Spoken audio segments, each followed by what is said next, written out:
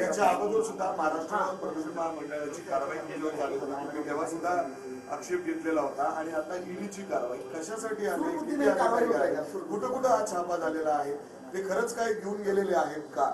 बघा, एक तुम्हाला सांगतो, माझा आक्षेप हा ईडीच्या अधिकाऱ्यांवर नाही.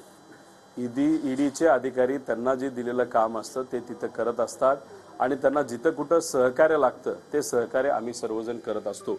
याच्या आधी सुद्धा केलेलं आहे. सगळे कागदपत्रे ईडीला दिलेले आहेत. त्याच्याच बरोबर जेव्हा भाजपचं सरकार आलं होतं तेव्हा CIDची कारवाई आमच्यावर झालेली आहे.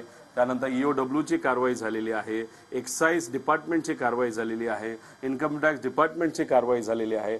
जे काय संस्था या भारतामध्ये आहेत त्या सगळ्यांच्या कारवाई झालेल्या आहेत. सगळे जे कुठले कागदपत्र लागतात ते सर्व कागदपत्र दिले गेले आहेत.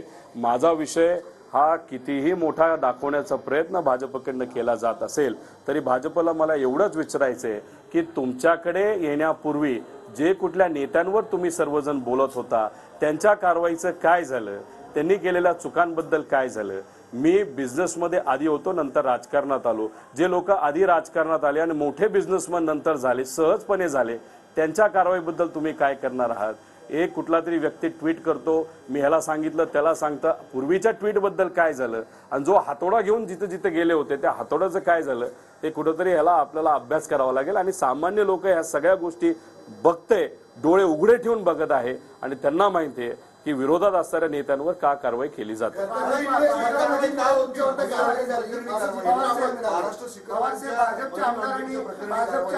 काल मारहाण केली, राष्ट्रवादीच्या अजित पवार गटाच्या कार्यकर्त्याला मारहाण झाली आणि पोलिसांना सुद्धा काल मारहाण केली. एक तर गेल्या 2 वर्षामध्ये आपण जर बघितलं, ज्या दिवसापासून भाजप आणि शिंदे गटाचं सरकार या महाराष्ट्रामध्ये आलेलं आहे, 4 ते 5 ठिकाणी पोलीस कर्मचाऱ्यांना, पोलीस अधिकाऱ्यांना आमदारांनी तिथं मारलेलं आहे, धमकी दिलेली आहे. ह्या महाराष्ट्रामध्ये आजपर्यंत कधीही झालं नव्हतं. ही नवीन प्रथा या महाराष्ट्रामध्ये या सरकारच्या काळामध्ये जी आलेली त्याचा निषेध आम्ही करतो.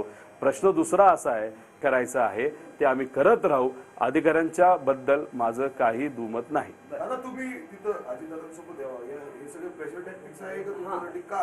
मी एवढंच म्हणेल की जे काही घोटाळा हे म्हणत आहेत, ज्याच्यामध्ये MSC बँकेचा घोटाळा बोलत आहे, तो कधी झाला, कसा झाला, तिथं प्रशासक कधी होतं, प्रशासक असताना कुठल्या कंपन्या विकल्या गेल्या, प्रशासक नसताना म्हणजे तिथं जे काही राजकीय नेते मंडळा बोर्डावर होते ते तिथं असताना कोणाच्या कंपन्या तिथं कोणाला विकल्या गेल्या हे थोडं बघावं लागेल. आणि दुसरं, ती यादीमध्ये कुठल्या नेत्यांची नावं आहेत ही एक यादी तुम्ही प्रसिद्ध करा असं मी सत्तेत असणाऱ्या लोकांना म्हणतो. त्या यादीमध्ये कोणाची नावं होती, ज्याच्यावर एन्क्वायरी ही चालू होती, ती कोण माणसं आहेत आणि ती माणसं आज त्याच पार्टीमध्ये आहेत का भाजप बरोबर गेलेत याचा कुठेतरी अभ्यास करा. आणि हे सगळं असताना मग तुम्ही एकालाच का टार्गेट करताय हे कुठं ना कुठे तिथं सिद्ध होईल.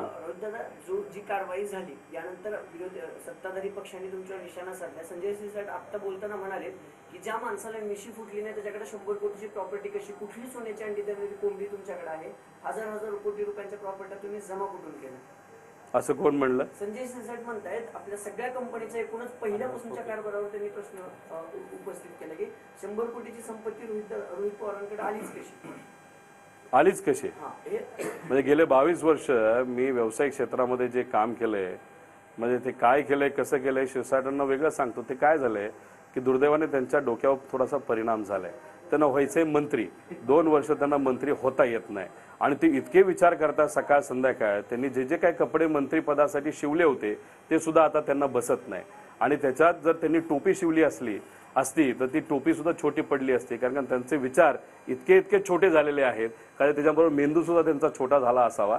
त्यांना जे काय बोलायचं ते बोलतील. जर त्यांच्याकडे पुरावे असतील समोरासमोर आपण ह्याच्यावर बोलूया. कशाला उगाच तुम्ही काय करताय, सत्तेसाठी तुम्ही विचार सोडून गेलेला आहात. हे सगळं लोकांनी बघितलेलं आहे आणि तुम्हाला काय हक्क आहे आमच्यावर बोलायचं. जर तुमच्याकडे पुरावे नसतील तर गप्प बसावं, असतील तर समोरासमोर आपण बोलायला तयार आहोत. आम्ही थोडी पळून जातोय.